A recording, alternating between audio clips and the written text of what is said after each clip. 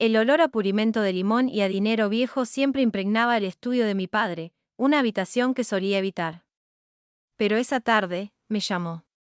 Andrea, siéntate, dijo, sin levantar la vista del libro de contabilidad. Me llamo Andrea, y durante los primeros 20 años de mi vida, fui la última opción de la familia Hamilton. Me senté en el borde de la rígida silla de cuero, con el corazón latiéndome con fuerza. Acababa de cumplir 20, y mi carta de aceptación para el mejor instituto de arte del estado estaba aferrada en mi portafolios, arriba. Tenía que ser esto, la conversación sobre mi fondo universitario, el que mi abuela había preparado con tanto esmero para mí. Como saben, empezó Alejandro, cerrando finalmente el libro de cuentas con un golpe seco, tu hermano Knox está a punto de algo verdaderamente importante. Asentí, con un nudo en el estómago. Knox siempre estaba a punto de algo, normalmente, era a punto de pedir más dinero. Su nueva aventura, continuó Alejandro, con la voz inflada de un orgullo que nunca usó conmigo, va a ser grande, incluso revolucionaria. Pero estas cosas requieren capital, mucho capital. De acuerdo, dije despacio, sin gustarme a dónde iba esto. Juntó los dedos y su mirada finalmente se encontró con la mía, fría y directa. Así que he tomado una decisión ejecutiva, tu fondo universitario se ha reinvertido en el negocio de Knox. Me quedé sin aire. ¿Qué? No puedes. Eso era para mi educación, para el Instituto de Arte. Mi voz era un susurro tembloroso. ¿Instituto de Arte? Se burló, con una pequeña sonrisa cruel en los labios. Andrea, sé realista. Es un hobby, un pequeño pasatiempo. Knox está construyendo un imperio. Esto es una inversión en el futuro de la familia, también en el tuyo, indirectamente. Mi futuro. Era ese fondo. Conseguí contener las lágrimas. La abuela quería que yo, tu abuela era una mujer sentimental, me interrumpió. Soy un hombre práctico. Knox necesita esto. Él es el heredero, Andrea. Él perpetuará el apellido Hamilton de una forma que tus esculturas jamás podrán. Cada palabra fue un martillazo. Miré hacia la puerta, casi esperando que mi madre, Gwendalyn, entrara corriendo a defenderme, a decir algo. La puerta permaneció cerrada. Ella lo sabía, por supuesto. Lo sabía, probablemente lo había ayudado a justificarlo. Es lo mejor, querido, casi podía oírla decir. Piensa en la imagen de la familia cuando Knox triunfe. Pero es mi dinero, supliqué, con un tono desesperado e infantil. Era dinero reservado, y yo, como tu padre, lo he redirigido donde será más beneficioso, afirmó con tono tajante. Knox es brillante. Esta vez sí que ha dado en el clavo. El brillante Knox, que había reprobado 2 universidades y cuya última brillante aventura, ropa de lujo para mascotas, había terminado con una deuda millonaria a un proveedor de telas desconcertado. Apreté las manos sobre el regazo, la injusticia me quemaba con furia. Toda mi vida, había sido la chica callada, la buena, dibujando y esculpiendo en mi rincón, sin pedir mucho. Knox era la encantadora fracasada, siempre perdonada, siempre rescatada, siempre adorada. Tu arte es una pérdida de tiempo, dijo Alejandro, como si diera un veredicto final. Un buen pasatiempo para ti. O una jovencita, pero no una carrera, no algo sobre lo que construir una vida. Ahora es un hombre de negocios. Me puse de pie, con las piernas temblorosas, las lágrimas amenazaban con salir, pero no le daría la satisfacción. Ya veo, dije, con una voz sorprendentemente firme, aunque parecía que venía de otra persona. Gracias por la aclaración. Saludó con la mano. Una mano desdeñosa.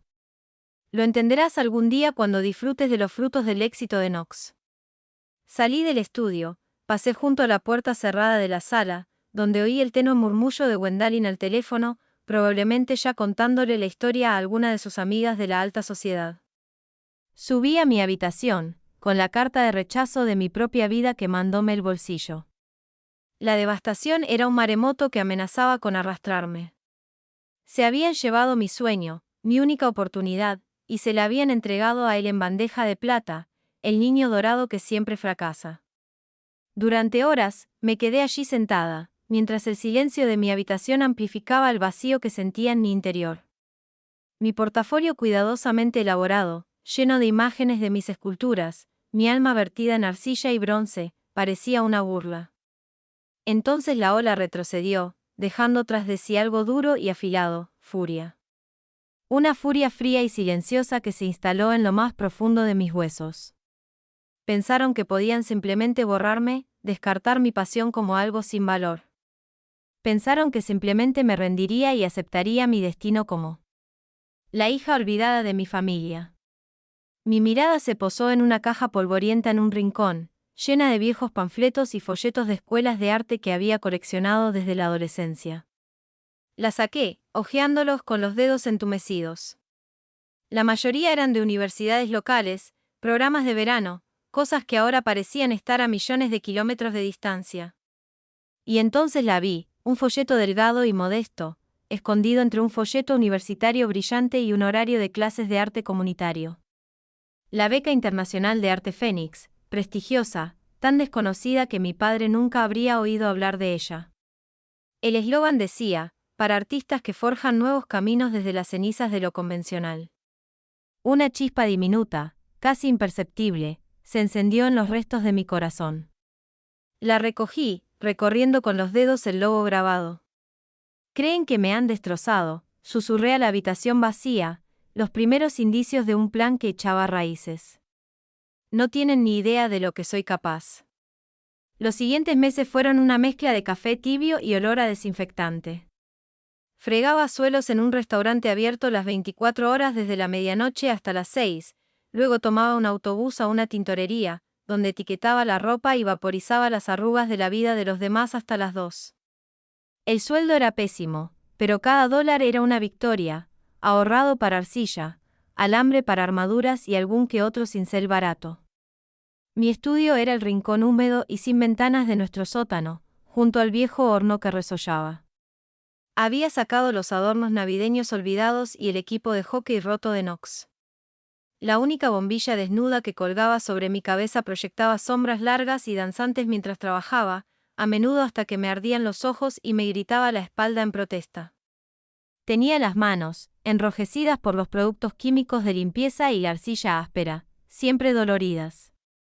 ¿Qué es ese golpeteo tan espantoso?, me gritaba Gwendalyn desde las escaleras a veces, con la voz tensa por la irritación. Andrea, estás haciendo otra de tus cosas. Son casi las 11.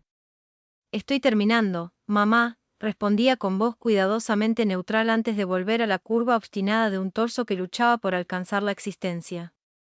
Mis cosas eran mis salvavidas. Knox, mientras tanto, vivía a lo grande. Había alquilado un deportivo nuevo y ostentoso, rojo cereza, por supuesto, y siempre estaba en restaurantes caros. Haciendo contactos, lo llamaba él. Entraba en la cocina como un vals mientras yo intentaba engullir una tostada antes de mi siguiente turno, oliendo a colonia y a vanidad.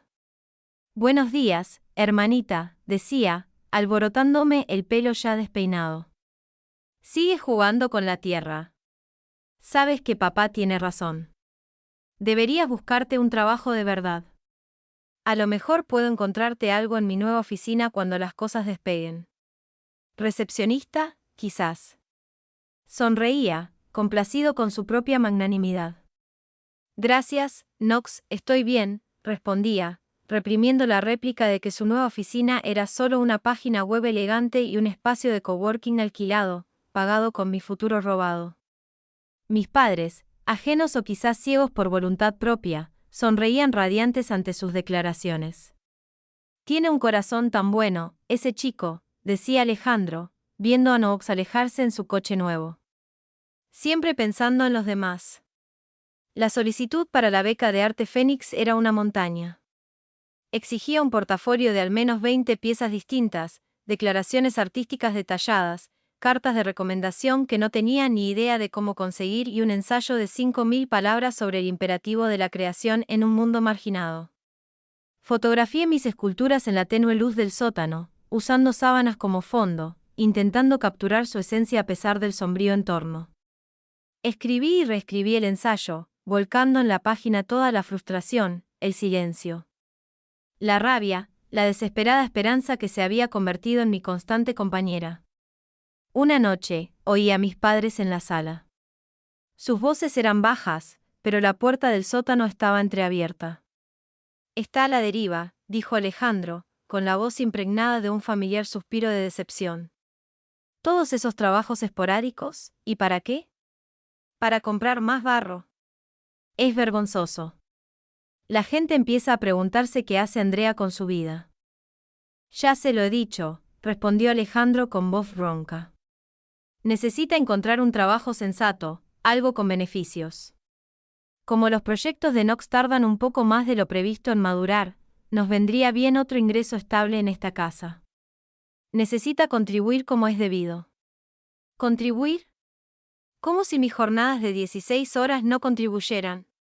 Como si el dinero que ahorraba meticulosamente, moneda a moneda, no fuera para algo mucho más significativo de lo que jamás podrían imaginar. Cerré los ojos, la arcilla fría bajo mis dedos. Sus palabras eran solo más combustible. Encontré a la doctora Murray, mi antigua profesora de arte del instituto, como profesora invitada en un colegio comunitario. La localicé, con mi portafolio aferrado en una cartera desgastada. Me recordaba, sus ojos se iluminaron al ver mi nuevo trabajo. «Andrea», había dicho después de examinar cuidadosamente. «En mis fotografías, esto es extraordinario, el dolor, la fuerza, todo está ahí». Aceptó escribir una recomendación, su fe en mí era algo frágil y preciado que guardaba con fiereza. Otra vino del dueño de una pequeña galería local donde, años atrás, conseguí que una sola pieza se exhibiera en una exposición colectiva. No era mucho, pero era algo. Se acercaba la fecha límite para la beca. La última semana fue un frenesí de escanear, subir y revisar 3 veces cada documento. Knox entró como un rayo una tarde y me encontró encorvado sobre mi viejo portátil en la mesa de la cocina, rodeado de papeles. «¿Sigues con eso?», dijo, cogiendo una manzana del frutero. «¿Qué es todo esto? ¿Solicitar trabajo en la tienda de manualidades?». Se rió entre dientes. «Algo así», murmuré, sin levantar la vista. «Bueno, date prisa. Necesito la mesa. Vienen unos inversores importantes más tarde. Cosas importantes que no entenderías». Salió pavoneándose, ya con el teléfono dando órdenes a gritos sobre canapés. Esa noche, después de que todos se durmieran, me senté en la silenciosa cocina, con el resplandor de la pantalla del portátil iluminando mi rostro cansado. El portal de solicitudes estaba abierto, el botón de enviar pulsaba suavemente. Esto era todo: años de trabajo secreto, sueños susurrados y esperanzas desafiantes, todo condensado en este único paquete digital. Las probabilidades eran astronómicas, miles de solicitantes de todo el mundo, todos compitiendo por un puñado de becas. Mi dedo se cernió sobre el ratón, una lágrima, caliente y desafiante, se escapó y rodó por mi mejilla, salpicando el panel táctil. Respiré hondo y pulsé la pantalla. Actualizar.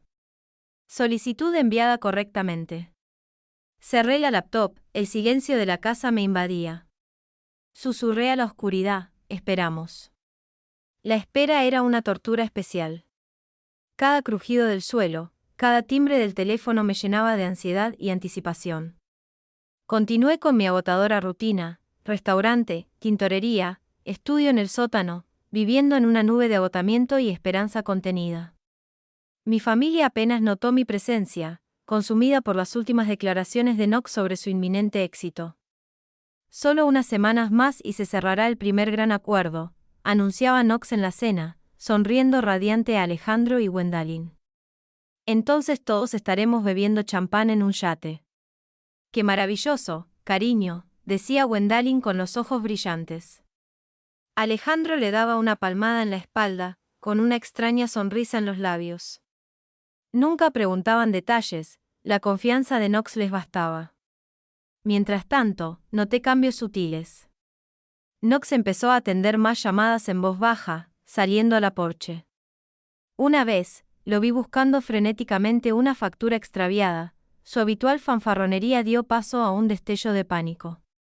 Pequeñas cosas, pero me despertaban. La presión de mis padres para que contribuyera se intensificó.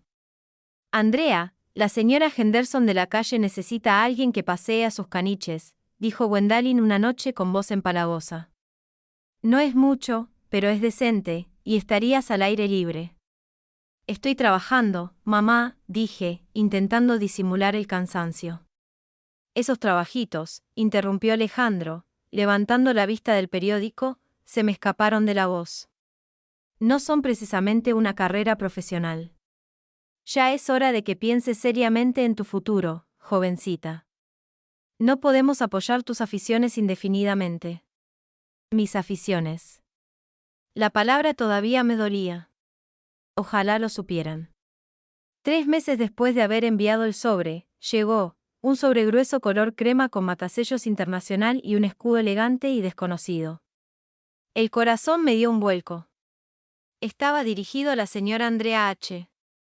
Me temblaban las manos con tanta fuerza que apenas pude abrirlo con un cuchillo de cocina. Me encerré en el baño, el único lugar donde podía garantizarme unos momentos de privacidad. El membrete era nítido y oficial, las palabras flotaban ante mis ojos. Me complace informarle, talento excepcional, riguroso proceso de selección, beca de arte Fénix, plaza en un estudio totalmente financiada, Florencia, Italia. Me hundí en el borde de la bañera, con la carta apretada contra el pecho. Florencia, Italia. No solo dinero para materiales, sino un lugar donde vivir, un estudio dedicado, mentoría. Era más de lo que me había atrevido a soñar. Me invadió una oleada de mareo, seguida de unas ganas casi histéricas de reír. Lo había logrado. Contra todo pronóstico, contra todas sus expectativas, lo había logrado. La beca incluía un estipendio sustancial, suficiente para vivir cómodamente y centrarme exclusivamente en mi arte durante 3 años, y la plaza en el estudio de Florencia era innegociable, una parte fundamental del programa. Significaba irme, significaba desaparecer de su órbita asfixiante, de su constante juicio y despido. No dije ni una palabra a nadie. El conocimiento era un secreto, una brasa preciosa que alimentaba en silencio. Di mi renuncia en el restaurante y en la tintorería, ofreciendo vagas excusas sobre buscar otras oportunidades. Apenas se dieron cuenta. El gran negocio de Knox parecía estar perpetuamente a punto de cerrarse, pero nunca lo hizo del todo. Las llamadas telefónicas silenciosas se hicieron más frecuentes, su temperamento se atenuó. Escuché fragmentos, problemas de liquidez, retrasos imprevistos, volatilidad del mercado. Empezó a pedirle a Alejandro pequeños préstamos puente, que mi padre, siempre creyente, le concedió de inmediato, aunque vi cómo las arrugas de preocupación se profundizaban en sus ojos. Solo un contratiempo temporal, les aseguraba Knox, con la voz un poco alta, un poco forzada. Estas cosas pasan en los negocios de alto riesgo. Gwendalyn empezó a comentar sobre mi falta de ambición. Sabes, Andrea, tu prima Emily acaba de ascender en el banco. Le va muy bien. Es importante tener una carrera de verdad. Estoy en ello, respondía yo, mientras la alegría secreta de mi inminente partida me hacía más llevaderos sus comentarios pasivo-agresivos. 2 semanas después, con el vuelo reservado y una sola maleta llena de ropa y mis herramientas de escultura más esenciales, me encontraba en la puerta de mi estudio en el sótano. El polvo de arcilla aún flotaba en el aire, los fantasmas de mis creaciones persistían en la tenue luz. Toqué la superficie áspera de mi banco de trabajo, una silenciosa despedida. Arriba, Alejandro estaba al teléfono, con la voz tensa por la frustración, discutiendo con alguien sobre un trabajo atrasado. Seguramente de Knox. Gwendalyn estaba en la sala, hojeando una revista de papel satinado, con el ceño fruncido. Knox no estaba a la vista, probablemente fuera intentando salvar su último desastre. Salí por la puerta trasera, con mi pequeña maleta golpeándome la pierna. No miré hacia la casa, el lugar que había sido a la vez mi prisión y mi crisol. El aire afuera se sentía diferente, cargado de posibilidades. Un taxi que había reservado con antelación me esperaba en la esquina. Mientras me acomodaba en el asiento trasero, mientras las luces de la ciudad se difuminaban al pasar, me permití una pequeña sonrisa triunfal. Adiós, le susurré a la vida que dejaba atrás, o quizás hasta luego. La brasa de mi secreto estaba a punto de convertirse en llama. Florencia fue una revelación, la luz, la historia, la celebración pura y sin complejos del arte por doquier. Fue como entrar en un sueño. Mi estudio, organizado a través de la beca de arte Fénix, era un espacio soleado con vistas a una plaza bulliciosa, un mundo aparte de mi sótano lúgubre. La doctora Evangeline Murray, quien resultó ser miembro senior del comité de la beca, tenía contactos. Me presentó a escultores consagrados, dueños de fundiciones y comisarios de galerías que vieron potencial en mi estilo crudo y emocional. Tu obra tiene fuego interior, me dijo una tarde Andrea Señor Rossi, un curtido maestro artesano que me enseñó antiguas técnicas de fundición de bronce, con las manos cubiertas de yeso. No dejes que nadie lo apague jamás. Lo volqué todo en mis esculturas, los años de rabia silenciosa, el dolor de la traición, la alegría feroz de mi recién descubierta libertad. Mis piezas se hicieron más grandes, más ambiciosas. Experimenté con nuevos materiales, ampliando los límites de lo que creía posible. Por primera vez, no era solo Andrea, la hija olvidada, yo era Andrea, la artista. La comunicación con mi familia era escasa. Gwendalyn enviaba correos electrónicos ocasionales, con un tono cuidadosamente elaborado que mezclaba preocupación maternal y una sutil culpa. Querida Andrea, comenzaba uno, esperamos que estés bien. Las cosas aquí son un poco difíciles. Knox ha tenido algunos contratiempos desafortunados con su última aventura. Tu padre está muy estresado. Significaría mucho si pudiera llamar alguna vez. Nos preocupamos por ti, tan sola ahí fuera. Sola. Estaba rodeada de una vibrante comunidad de artistas, de mentores que creían en mí, de la impresionante belleza de una ciudad que respiraba creatividad. Estaba menos sola que nunca. En su sofocante casa, respondía con breves y educadas actualizaciones sobre mis estudios, sin mencionar nunca la beca, el estudio ni el pequeño pero creciente reconocimiento que empezaba a recibir en los círculos artísticos europeos. Que pensaran que seguía a la deriva. Las noticias de los fracasos de Knox se filtraban a través de los correos electrónicos cuidadosamente redactados de Gwendalyn y de alguna que otra llamada incómoda que me veía obligado a hacer en vacaciones. Su revolucionaria startup tecnológica había implosionado después de 6 meses. Una incursión posterior en el tostado artesanal de café terminó cuando, al parecer, olvidó asegurar los granos de café. Cada fracaso era más espectacular, más costoso que el anterior. Es solo mala suerte. El pobre Gwendalyn suspiraba por encima del crepitante hilo. El mercado es tan volátil, y algunos de sus socios, bueno, no eran del todo de fiar. Murmuraba con pasión sin compromiso, imaginando el rostro de Alejandro, el orgullo desvaneciéndose lentamente, reemplazado por una ansiedad agotada. Supe que habían tenido que vender el segundo coche de Gwendalyn. Luego se habló de mudarse a una casa más pequeña en el prestigioso barrio. La vergüenza en la voz de Gwendalyn cuando mencionó esto era palpable, incluso a través del océano. Estamos considerando un lugar más pequeño, dijo, intentando sonar despreocupada. Menos mantenimiento, ya sabes, más práctico para esta etapa de nuestras vidas. Práctico, la palabra que Alejandro había usado para justificar la destrucción de mis sueños. La ironía no se me escapó. Pasaron los años. 3 se convirtieron en 5, luego en 7.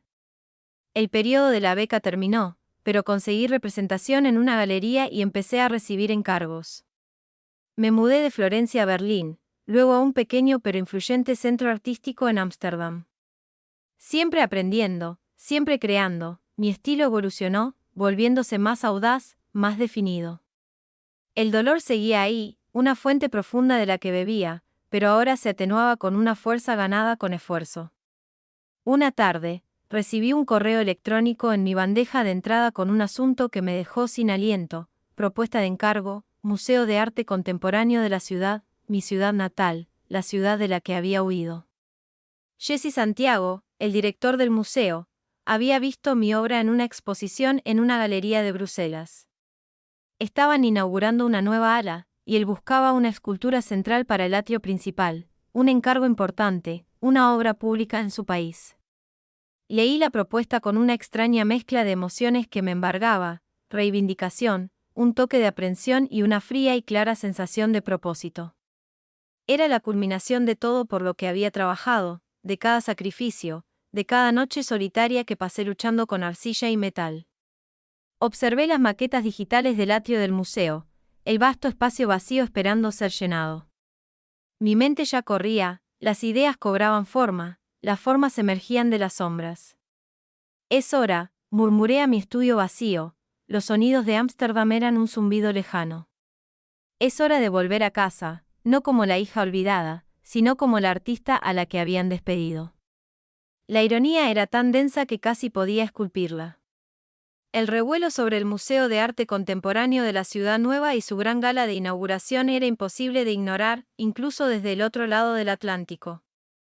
Mi vieja amiga Simone, diseñadora gráfica que se había alojado en nuestra ciudad natal, me mantenía al tanto. Todo el mundo importante está desesperado por conseguir una entrada, Andy, dijo durante una de nuestras videollamadas. Es el evento social del año. Acepté el encargo, por supuesto. Trabajar con Jesse Santiago, el director del museo, fue un sueño, profesional, perspicaz y un auténtico apasionado del arte. Nos comunicamos por videollamadas y correos electrónicos, finalizando diseños, hablando de materiales y coordinando la compleja logística del transporte e instalación de una escultura que ya era monumental. Trabajé bajo mi nombre completo, Andrea Hamilton, pero en el mundo del arte internacional, era solo un nombre. Nadie me relacionó con esa familia Hamilton, aquella cuya fortuna, según Simone, ahora estaba decididamente en decadencia. No te vas a creer quién ha estado prácticamente pidiendo entradas para la gala, dijo Simone una noche, con la voz entrecortada por la diversión. Tu madre. Arqueé una ceja. ¿Wendalin? ¿En serio? Ah, sí, ha estado llamando a todos sus conocidos, intentando usar sus influencias. Al parecer, es crucial que se les vea ahí, ¿sabes?, para demostrarles a todos que siguen siendo relevantes. Simone resopló. Tras el último fracaso espectacular de Knox, necesitan una rehabilitación de imagen completa. El nombre de Knox era ahora sinónimo de empresas fallidas y rumores de deudas impagadas. Simone me había contado el último desastre, un proyecto de resort sostenible de lujo que se había derrumbado antes de que se construyera la primera cabaña de bambú éticamente cuestionable, dejando un rastro de inversores furiosos. ¿Entonces van?, pregunté, con una extraña calma invadiéndome. Consiguieron 3 entradas gracias a un primo lejano de la junta del museo, confirmó Simone. Alejandro, Wendalin y el mismísimo Chico de Oro.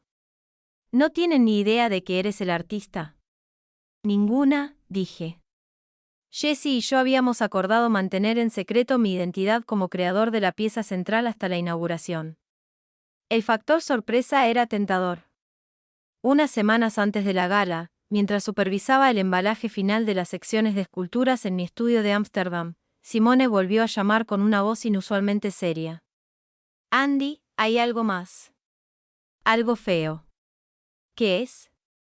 Se trata del plan de Knox para el resort.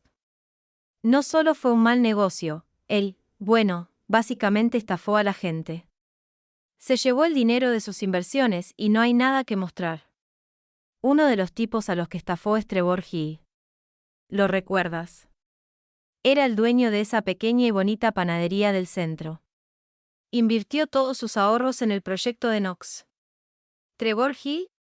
Lo recordaba vagamente, un hombre amable y trabajador. Se me revolvió el estómago. ¿Lo defraudó? Parece que sí, dijo Simone con gravedad. Trevor ha estado intentando recuperar su dinero, pero Knox lo está eludiendo. Corren rumores de que podría denunciarlo a la policía o incluso a la prensa. Al parecer, tus padres están aterrorizados por un escándalo público. Su asistencia a la gala no se trata solo de ser vistos, Andy. Se trata de controlar los daños, de intentar proyectar una imagen de estabilidad y éxito mientras su mundo se derrumba. La noticia me impactó más de lo esperado. Ya no era solo incompetencia, era un robo descarado. Las palabras de mi padre resonaban en mi mente: Knox es brillante, una inversión en el futuro de la familia. Qué mala cosecha había dado esa inversión. La escultura llegó a mi ciudad natal bajo un manto de secretismo, transportada en cajas sin identificar directamente al museo. Volé unos días después y me alojé en un hotel discreto con otro nombre. Jessie me recibió en el museo fuera del horario de atención. El atrio era enorme, resonante y lleno de un silencio expectante. Mi escultura, aún envuelta en un pesado terciopelo, dominaba el espacio. El centro era más alto de lo que recordaba. Su presencia, inmensa, incluso oculta a la vista. Es magnífica, dijo Andrea Jessie con una voz llena de genuina admiración. Incluso encubierta, la ciudad quedará maravillada. La rodeé lentamente, rozando el terciopelo con la mano. 7 años de mi vida volcados en metal y piedra, 7 años demostrándoles que se equivocaban. Esto era más que una simple escultura, era un testamento, un ajuste de cuentas. Estarán aquí, dije, más para mí misma que para Jessie. Mi familia. Asintió con una expresión cuidadosamente neutral. Conocía la esencia de mi historia: el arte es una pérdida de tiempo.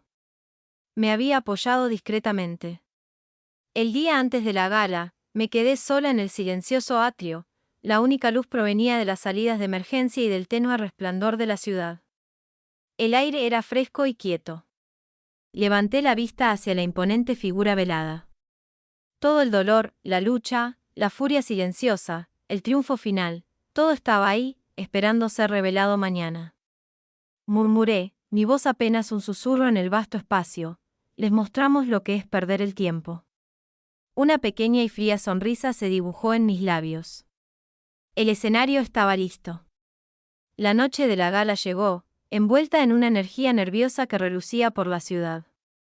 Llevaba un sencillo y elegante vestido negro, un marcado contraste con los brillantes vestidos y elegantes smokines que sabía que llenarían el museo.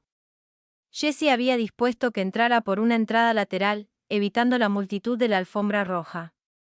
Por ahora, era solo una cara más entre la multitud, una observadora anónima. El atrio del museo ya estaba abarrotado de gente cuando encontré un lugar tranquilo cerca de una columna, con una copa de champán intacta en la mano. El aire vibraba con charlas animadas, el tintineo de copas y los acordes de un cuarteto de cuerda.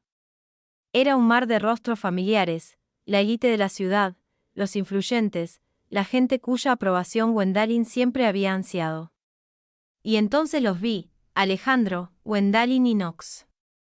Estaban de pie cerca de la gran escalera, demasiado juntos, demasiado estirados. El traje de Alejandro, aunque caro, parecía una talla demasiado grande, como si hubiera adelgazado. Intentaba conquistar a un hombre corpulento que reconocí como miembro del ayuntamiento. Su sonrisa era forzada, sus ojos se movían nerviosamente a su alrededor. Gwendalyn era una caricatura de sí misma, su vestido era excesivamente recargado, sus joyas demasiado llamativas, como si intentara compensar algo que faltaba. Recorrió la sala con la mirada, fija en los atuendos de otras mujeres, con una tensa y crítica línea alrededor de la boca. Knox era el que más había cambiado, la arrogancia había desaparecido, reemplazada por una mirada furtiva y acosada. No dejaba de mirar hacia la entrada, el cuello de la camisa parecía estrangularlo. Jugueteaba con su pajarita, su rostro pálido bajo las brillantes luces. Parecían disminuidos, más pequeños. El peso de sus secretos y fracasos los envolvía como un sudario. Los observé un largo instante, mientras una extraña indiferencia se apoderaba de mí. No había piedad, ni afecto persistente, solo una fría y clara observación de causa y efecto. Esta era la realidad de sus decisiones, la lenta erosión de su fachada cuidadosamente construida. Simone me encontró, pasando un brazo por el mío. ¿Los ves?, susurró, asintiendo discretamente hacia mi familia. Parecen estar esperando la guillotina, no que les rellenen el champán. Ponen cara de valientes, murmuré. ¿Valientes o aterrorizados?, replicó Simone. Trevor Hill está aquí, por cierto. Lo vi cerca de la mesa con dosel, con cara de estar buscando pelea. Mi mirada se agudizó. Trevor, otra pieza del rompecabezas encajando. Las luces se atenuaron ligeramente y un silencio se apoderó de la multitud. El alcalde subió a un pequeño escenario elevado cerca de la pieza central velada, radiante. Dio comienzo a un largo discurso sobre el renacimiento cultural de la ciudad, la importancia del arte y la generosidad de los donantes. Mi familia se irguió un poco más. Alejandro asintió como si fuera personalmente responsable de la existencia del museo. Finalmente, el alcalde señaló a un distinguido hombre que estaba a su lado. Y ahora es un gran placer presentarles al director de nuestro magnífico nuevo Museo de Arte Contemporáneo de la ciudad, el señor Jesse Santiago. Los aplausos resonaron en el atrio. Jesse dio un paso al frente, tranquilo y sereno. Agradeció al alcalde, a la junta y al personal. Mi corazón empezó a latir con fuerza, un tamborileo lento y constante contra mis costillas. Eso era todo. Esta noche, comenzó Jesse, su voz resonando por el espacio. Celebramos no solo un nuevo museo, sino la llegada de una voz artística fenomenal. El artista detrás de nuestra escultura central es un testimonio de dedicación, una visión singular y el poder transformador del arte. Vi a Alejandro estirar el cuello, intentando ver mejor al coloso velado. Gwendalyn se secó los ojos con un pañuelo de encaje, ya abrumada por el glamour percibido. Knox se veía cada vez más pálido. Este artista, continuó Jesse, recorriendo la sala con la mirada antes de dirigirse brevemente, casi imperceptiblemente, hacia mí, ha puesto todo su corazón y alma en la creación de una obra que nos inspirará y desafiará a las generaciones venideras. Hizo una pausa, dejando que la expectación creciera, y luego señaló dramáticamente la escultura velada. Y su nombre es. El aire crepitó. El silencio era absoluto. Se me cortó la respiración. Esto era más que una revelación, era un desenmascaramiento. La voz de Jesse, amplificada por el micrófono, pareció flotar en el aire una eternidad. Entonces, con un gesto elegante, 2 asistentes tiraron de las cuerdas y la pesada tela de terciopelo susurró contra el suelo de mármol. Una exclamación colectiva recorrió el atrio, aguda y repentina, como una inhalación compartida. Luego, silencio, un silencio atónito o pasmado. Mi escultura se alzaba, elevándose hacia el alto techo, un remolino dinámico de bronce y acero desgastado, que captaba la luz de los focos especialmente diseñados. Era una pieza nacida del fuego y la resiliencia, de la fragilidad y la fuerza.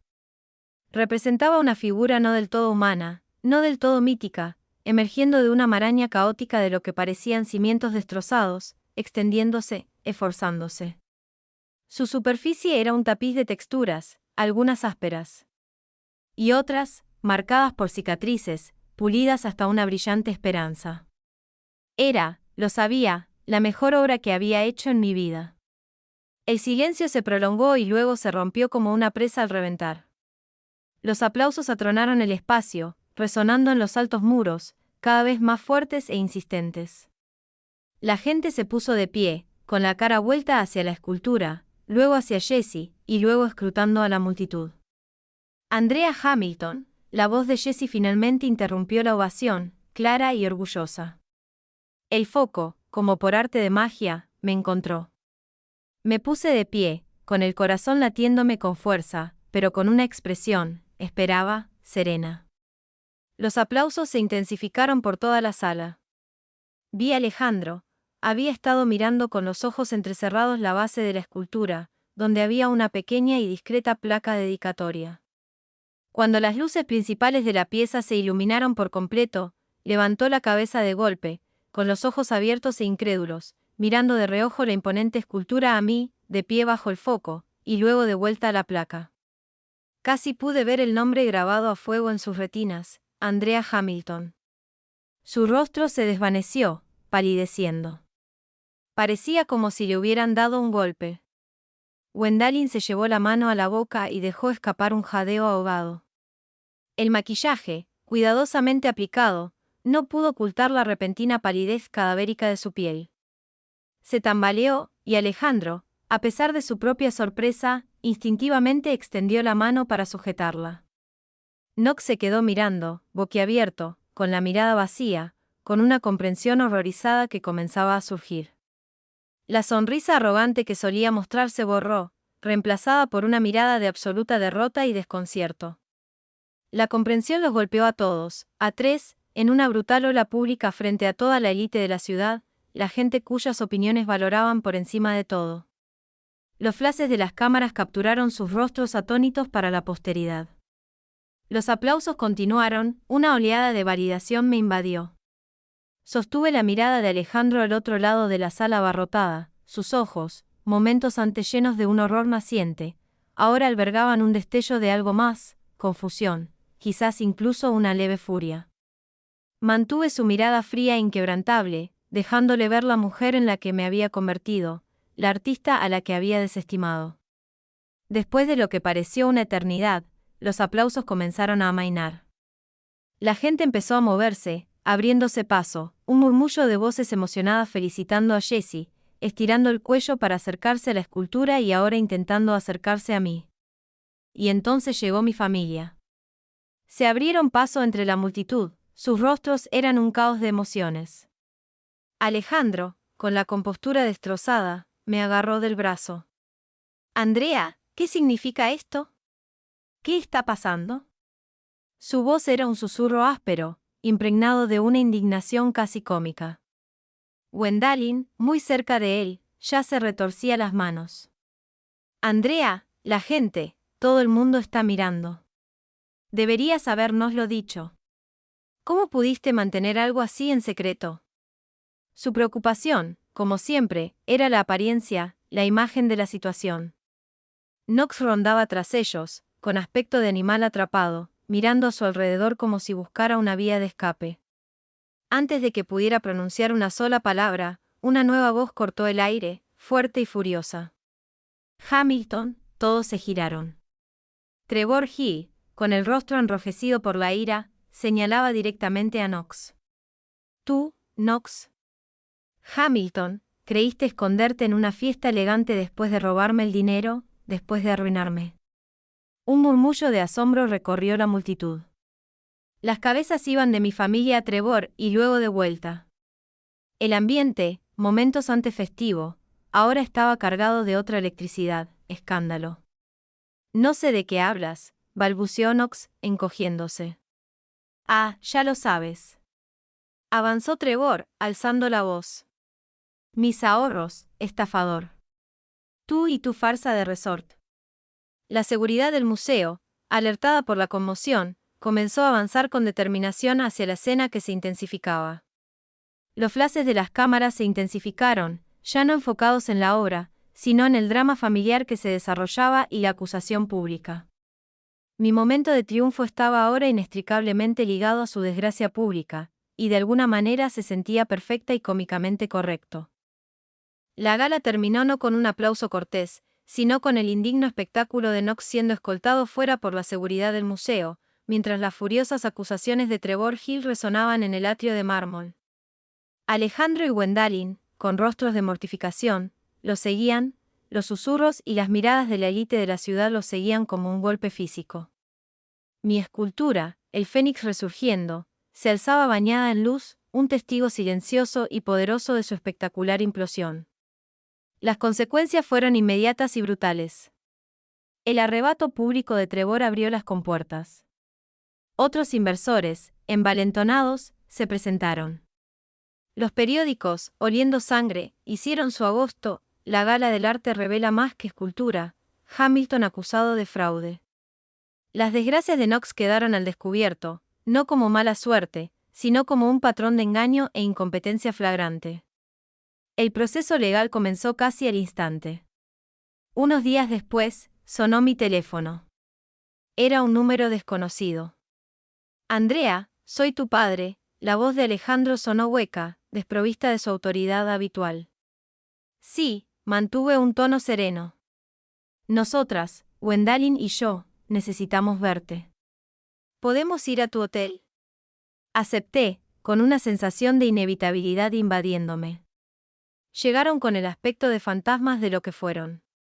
Alejandro tenía los hombros hundidos, los ojos de Gwendalyn estaban enrojecidos e hinchados. Se sentaron torpemente en el borde del sofá de la habitación, y el silencio se prolongó de forma incómoda. Andrea, empezó Gwendalyn con voz temblorosa, esto es una pesadilla. Lo que dice la gente. Knox es. No pudo terminar. Está afrontando las consecuencias de sus actos, dije simplemente. Alejandro se aclaró la garganta. Esperábamos que pudieras hablar con alguien, explicarte. Ahora tienes mucho éxito, eres respetada. Tal vez podrías ayudar a suavizar las cosas por el bien de la familia. Ahí estaba, no una disculpa, ni un reconocimiento de sus décadas de despido y traición, sino una súplica para que usara mi éxito duramente ganado para limpiar su desastre. Ayuda, repetí con una voz peligrosamente baja. Déjame entender, ¿quieres que ayude a la familia que me dijo que mi pasión era una pérdida de tiempo? El padre que tomó mi fondo universitario, mi única oportunidad, y se lo dio al hijo que idolatraba, el hijo que ahora te ha traído vergüenza y ruina. Gwendalyn se estremeció. Alejandro bajó la mirada hacia sus manos. ¿Te acuerdas, padre?, continué, con la voz cada vez más fuerte. Lo que me dijiste en tu estudio hace tantos años, tu arte es una pérdida de tiempo, Andrea. Un pequeño y agradable pasatiempo, me dijiste. Knox era el futuro, el que perpetuaría el nombre. Solté una breve y triste carcajada. Bueno, sin duda él hizo el nombre infame. No lo entendimos, Gwendalyn susurró, con lágrimas en los ojos. Cometimos errores. Errores. Me puse de pie, paseando por la pequeña habitación. No solo cometiste errores, elegiste deliberadamente ignorarme, devaluarme, sacrificar mis sueños por los suyos. Nunca apoyaste mi arte. Nunca creíste en mí, no hasta que te convenía, hasta que viste mi nombre iluminado junto a una obra que no podías ignorar. Necesitamos ayuda financiera, Andrea, dijo Alejandro, con voz apenas audible. Todo se ha ido. Los abogados, las deudas de Knox, mi ayuda financiera. Me detuve frente a él. El dinero que me robaste para mi educación habría sido un buen comienzo, ¿no? Pero eso también se invirtió en las brillantes empresas de Knox. Miré a uno y a otro, sus rostros marcados por la desesperación y la creciente comprensión de que no habría rescate por mi parte. No te debo nada, dije, con palabras claras y definitivas. Ni mi dinero, ni mi influencia, ni mi compasión. Tú tomaste tus decisiones, Knox hizo suyos. Ahora todos podrán vivir con ellos. Se marcharon poco después, derrotados. No hubo más súplicas, ni más intentos de justificación, solo el pesado silencio de su orgullo destrozado. No los defendí públicamente, no les ofrecí ayuda financiera. Continué con mi trabajo, el éxito de la pieza de museo me llevó a más encargos, a más reconocimiento. De vez en cuando me llegaban noticias de las dificultades de mi familia, la venta forzosa de su casa, que se había reducido a un tamaño reducido, la condena final de Knox, su completo ostracismo social. Eran ecos lejanos de un pasado al que no solo había sobrevivido, sino que había trascendido. Mi venganza no fue ruidosa ni ardiente, fue el hecho silencioso e innegable de mi éxito, construido sobre lo mismo que ellos habían despreciado. Su caída fue simplemente la inevitable factura kármica que vencía. A veces miraba una vieja fotografía que conservaba, una yo mucho más joven, con bocetos aferrados en la mano, una mirada esperanzada e incierta en los ojos. La chica de esa foto no tenía ni idea de las batallas que le aguardaban ni de la fuerza que encontraría. Resulta, reflexionaba, una pequeña sonrisa de satisfacción. Jugando en mis labios, mi tiempo no fue en absoluto una pérdida de tiempo. Mi mayor creación no fue solo la escultura que ahora adornaba el atrio del museo, fue la vida que había forjado a partir de su despido, la justicia que finalmente se había impartido.